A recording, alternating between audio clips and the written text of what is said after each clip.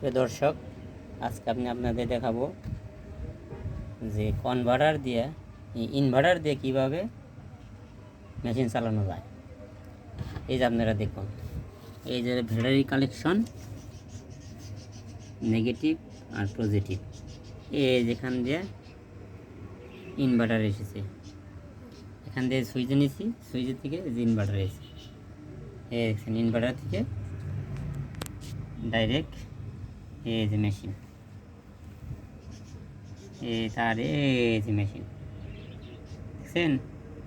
Machine আমরা inverter দিয়ে চালাবো। 900 টাকার ইনভার্টার আর 6000 টাকার ব্যাটারি, 7000 টাকা মোট মেশিন চালাইতে পড়বে। এই যে আমি ইনভার্টার লাইন দিচ্ছি, এই দেখছেন বাতি জ্বলে উঠছে, এই যে লাইন আছে দেখছেন। এখন আমি মেশিন চালিয়ে দেখাবো। এই যে মেশিন চালা দিচ্ছি, এই দেখছেন মেশিন চলে উঠছে।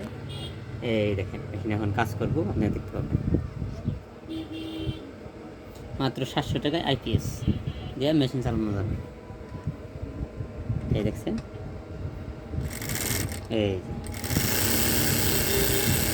ওকে প্রায় সারাদিন চালানো যাবে।